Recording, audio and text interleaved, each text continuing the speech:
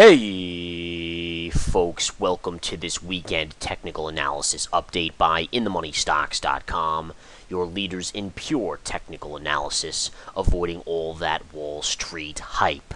My name is Gareth Soloway, Chief Market Strategist here at InTheMoneyStocks.com. All right, guys. Well, I'm sitting here. It's Friday evening, just taking it easy tonight after a wild week in trading. And today was the exclamation point on an insanely crazy Options X. The market again trying to break lower, but the technicals, the PPT methodology, the proprietary methods again coming through. So yesterday, the previous day, we talked about whether or not this market could confirm to the downside.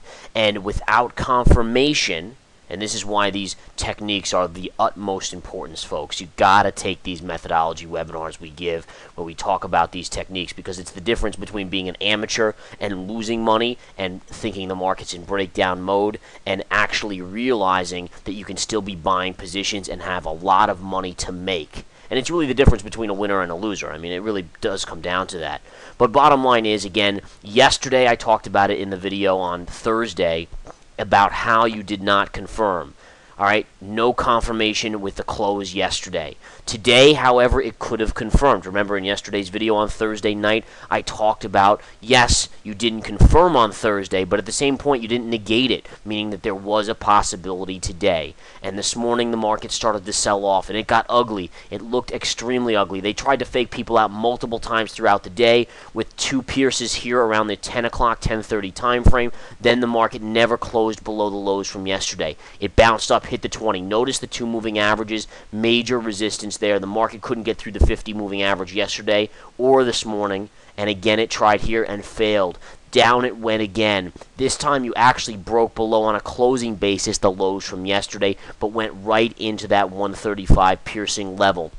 In addition to that, you just have to remember, until the market actually confirms, which is a basis of a closing low below the previous day's low, really the confirmation drop breakdown low, but bottom line is you never confirmed. The markets get an insane buy program when the president comes out with a bunch of the Republicans and they basically give a possible out to this fiscal cliff. So that's really what triggered it, folks. That's what the media is going to harp on, but you guys are privileged here to know better.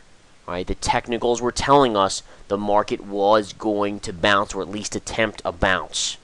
All right, now we saw the newsreel. That's the reason why everyone over the weekend is going to say, oh, well, the market's bounced on Friday because of this. Fine and dandy. We know the future, though.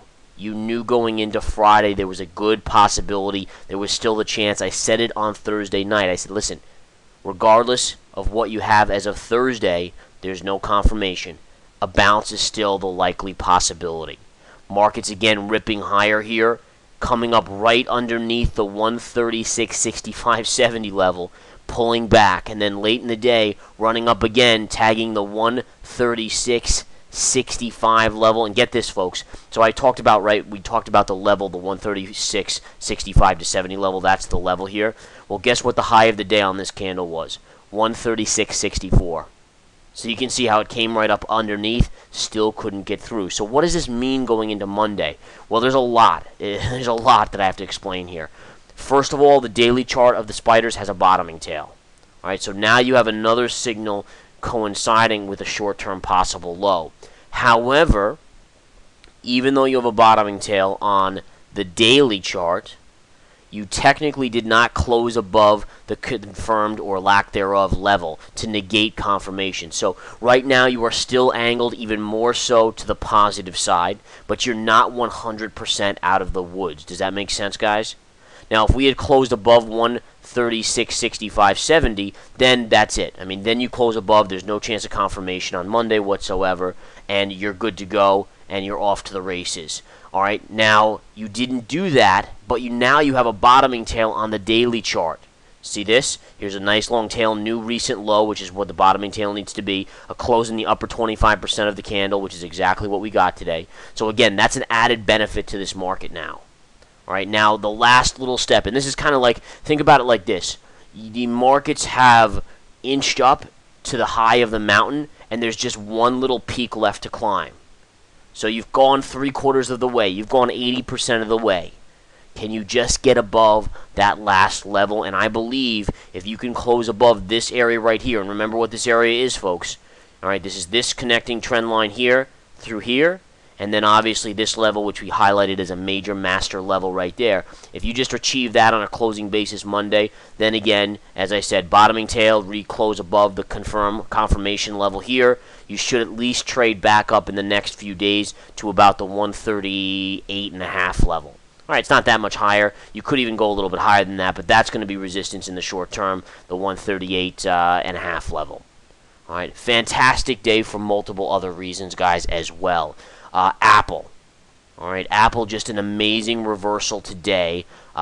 Google off the level I gave in these videos. Amazon off the level I gave in these videos. If you weren't scared, if you had confidence in the methodology, you should be a millionaire right now. I know that sounds silly, and I'm being a little bit sarcastic depending on how much money you have, but let me just show you what I mean by this, guys. Again, throw emotion out of the window. The average investor is emotional. I expect you guys to rise above that. You're better than that. At least I hope I've trained you well enough, and if you're new, then okay, I understand that, but I expect you to get there. Look at these charts. All right, and this is why I had such confidence also in the fact that we were going to bounce in the market, is because you can't have Amazon, Google, Apple, JPM, Chevron, IBM, and all these other stocks, all these master stocks, key stocks in the market. You can't have them all hitting support levels, massive support levels, and then the market not bounce. I mean, I can understand one stock maybe not stopping at a major support level, but not all of them. And when they're all hitting at the same time, it should reinforce that issue. So, again, Amazon, I went over these in the videos, guys, over the last couple days. Amazon 200 MA, yesterday pierces, today pierces. That's the 200 MA. It really shouldn't get through there. Look at the bounce today. All right, in fact, Amazon was one of the first stocks to go positive. Even when the market was at its low, Amazon went positive. Take a look at Google. How long have I been talking about Google at the 200 MA? Bam. This is the daily chart. Today it pierces the 200 MA. There it is, the bounce. And the stock, again, when it pierced the 200 MA, it got down to 636, 637. Closed at 647 flat on the day. That's a $10 bounce, and you're not even positive on the stock. You ended down 8 cents. Just imagine when this bounces back to here. All right, if it does. All right, then we take a look at JPM. JPM 200 MA. See how I'm going through major stocks, and they're all at these massive levels, 200 MAs or major gap fills plus 200 MAs. This is what you have to do. You have to put emotion aside. All right, it's interesting that over the last couple days, again, the peak of kind of emotion is being seen. You know, and the media forget about it. It's so funny. Yesterday everyone was, oh my goodness, Apple could go so much lower. You got to get out. You got to get out. Oh my goodness. Today, by the end of the day, oh, Apple's the greatest buy on the century. Buy here. Oh, yeah. I mean, it's just ridiculous. That's emotion. And all these analysts on TV, they know nothing. I mean, really. All right, they're all coming out giving price targets lower on Apple when they just upgraded it, 3 months ago to a $1,000 price target. What you need to do is just focus on the charts. And let me just show you on Apple here, guys. I mean, Apple flushed early in the day ridiculously. All right, now, as you can see it right here, I mean, it was ridiculous. So Apple got all the way down to 505.75 before ripping up. And then look at this. This, to me, what does this look like? You guys know this. You should know it. That's sideways consolidation. To me, that tells me it's probably going higher. You have this resistance right here that it's got to get through, basically these pivot tops, this area here. If it gets through this, it's going right to the 200. And the 200's at the 537 level. And then I think the key is going to be 555. If you get through 555, you go all the way back to 600. But the 555 level is going to be big. All right, but again, 200 MA and also these pivot levels. See this little pivot right here matches up with the 200. The 200 is actually going to be a big level, and just above that, right here. See how I'm arriving at those levels? So 200 and right here. So this is going to be the big level on Apple on the way up, around the 535 to 537 level. If it gets through that, it's going to go test the 555 level. All right. And if it gets to 555, it is going back. My guess is this is, I mean, maybe a little shy of 600, but close enough, 580 to 585. This gap fill up here is where it's headed after that. All right, so do you guys see how levels? All right, I'm not saying Apple's going to $1 million. I'm not saying Apple's going to zero. What I'm saying is, as a technical trader, as a PPT trader, here, what we need to do is we need to recognize PPT, price pattern time. Pattern here, choppy sideways bullish consolidation. So as long as it takes out this level, which is at the 530 level, so if it takes out 530, where's it going to go? Well, it goes right here. If it takes out 535 to 537, where's it going? Then it gets the next leg up right there. So you just want to play these levels. You want to isolate. Your eye needs to be trained to the point where you isolate these levels out and just understand that that's the key break. It's going to be resistance. Maybe it doesn't get through there. All right, there's always a chance it doesn't get through there. But if it does, this is the next target. All right, these, again, are the keys. But, again, let's get into a couple other charts out there. We'll go over everything from the day. But, again, a wild day. Early in the day, a very, very sharp flush on a lot of stocks. But they all came into key levels. And then the rally later in the day was tremendous as basically everything turned green. And again, that was good to see. You saw IBM ripping up, Chevron ripping up, which are two stocks I currently hold. Apple I hold as well, which, again, flushed out. Didn't stop out because the stop was a close below that key level given on the hot charts. And then, bam, right back up above. And you could have taken Google, you could have taken Amazon. I have a fair amount of positions right now, so I didn't feel the need to jump on board anything else. But if you didn't, you could have played the Google, you could have played the Amazon, you could have played any of these other ones that flushed out beautifully. All right, so let's get back to the spiders again. Spiders here, this is your intraday again. Be interesting to see what action happens on Monday. Now, really on Monday, what we need to see is we need to see us get above that 136.65 to 70 level. That's actually a very important factor for me. So yes, we have a nice bottoming tail, and in all fairness, the market now to go bearish would have to close below that bottoming tail low. That's going to preempt confirmation. So let's say we come down on Monday and we actually confirm below the confirmation level. Remember, we've never closed back above the 136.65, 70 level, so we can still technically confirm on Monday. But that's secondary now, because now you have a bottoming tail, which takes precedence.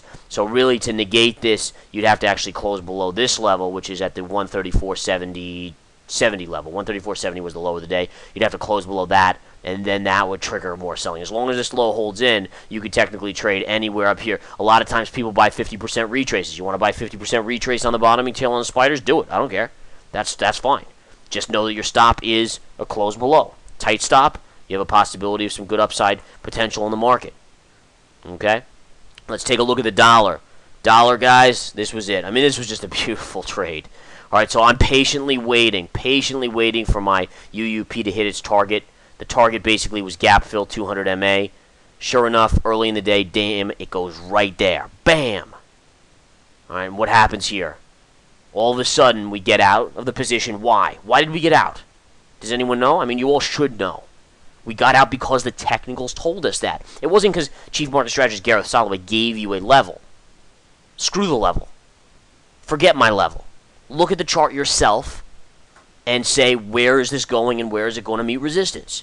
You should all say, well, there's a gap fill here and the 200 MA. Two factors. Stock, or in this case, ETF that tracks the dollar, extended.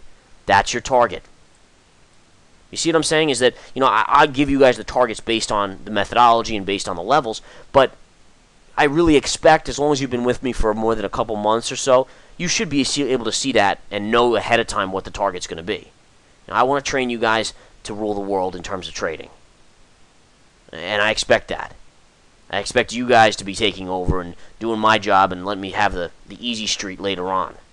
All right? I hopefully am grooming some people to actually do that as we enter the new site. I will still obviously do everything in the Research Center and in the chat and so forth, but we're going to open up new areas of the site where the elite that I choose, that I've seen the most from, are going to take over and start posting extra trade alerts to help everyone that's coming up. Creating a real kind of community. I mean, that's what it's all about, folks. I want us to rival Goldman and beat out Goldman in terms of knowledge, in terms of trading prowess, in terms of return on investment. Yeah, maybe you don't have $100 billion like Goldman Sachs, but you know what? If they're making 20% a year, I want you guys making 50%. If they're making 50, we're making 100. And as a community, we can do that, assuming we all learn and study and profit together and help each other.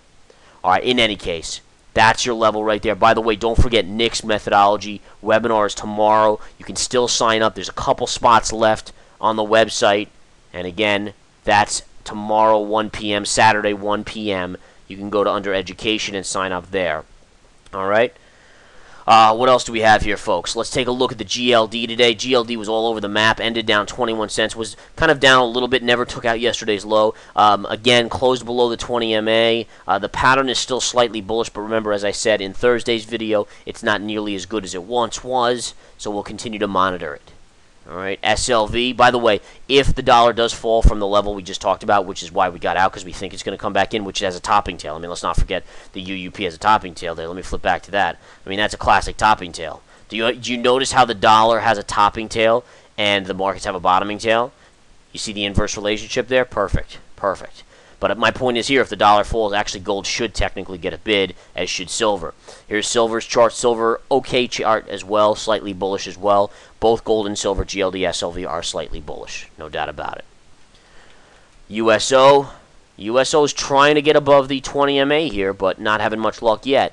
A close above the 20 with confirmation following would probably yield a little bit more upside. I think at that point, maybe you get a pop here or possibly into the 50 MA here.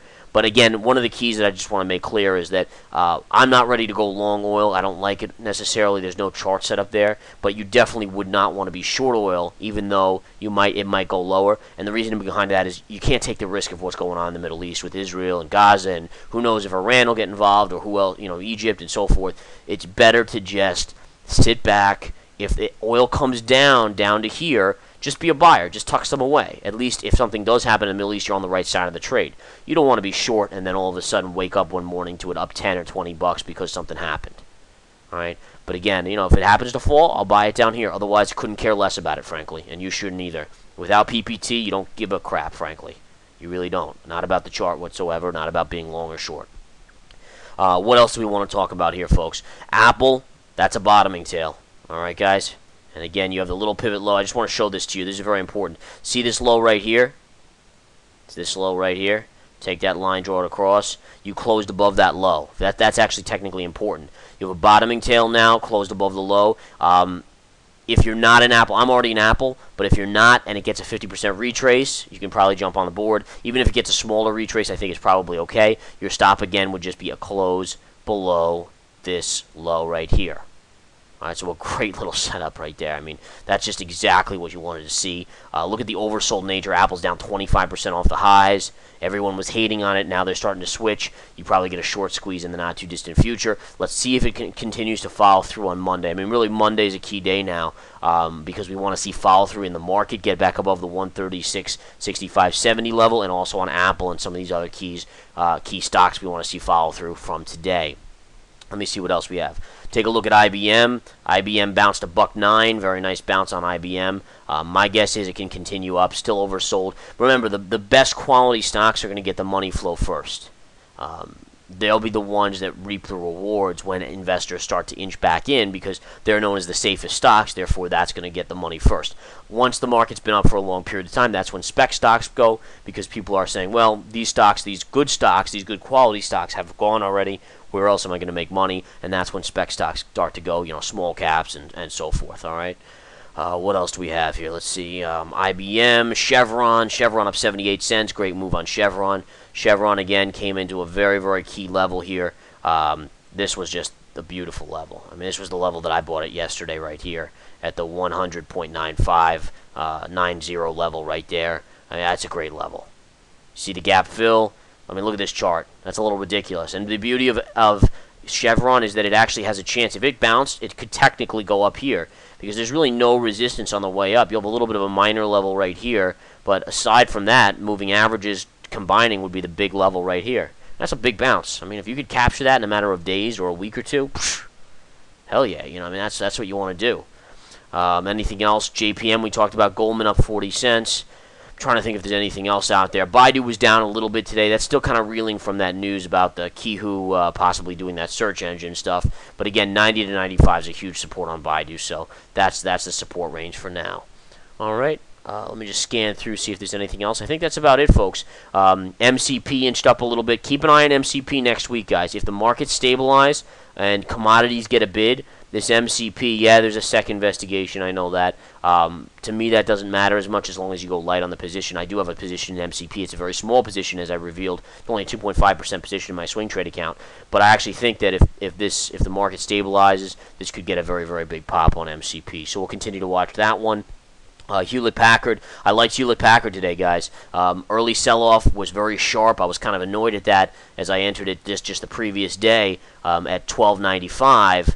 But the beauty of this, and again, the reason why, by the way, Hewlett-Packard dropped early in the day was because of Dell's earnings. Dell earnings just absolutely ugly. And let me just bring up the chart on Dell. I mean, Dell just got crushed today, down 70 cents, almost 10%. So Hewlett-Packard was taking hits because of that. But what I love about HPQ is that you actually got a little bit of a tail there, too. It actually came back nicely and relatively strong and came back and only down 10 cents on it now, which is nothing. So we'll see what happens on Monday. I'd like to see follow-through and a move back up on HPQ, a little bit of a bounce there as well.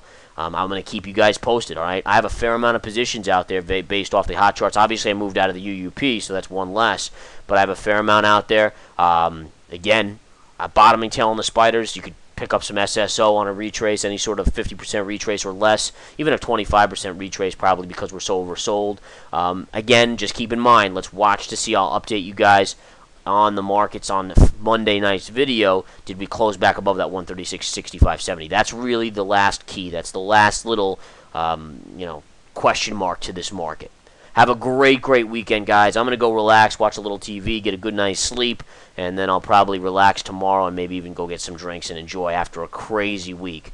As always, folks, it's a pleasure to be here with you. It's a pleasure to help spread the In the Money Stocks methodology. If there's someone who didn't believe in confirmation and the signal it was telling us before today's action, I assume everyone's a believer now. I mean, that is just a beautiful signal. And again, everyone else panicking. And sure enough, what happens? Market sells off early, but because no confirmation, it comes right back. Take care, guys. Again, have a great weekend. I'll talk to you on Sunday night's No Hype Live.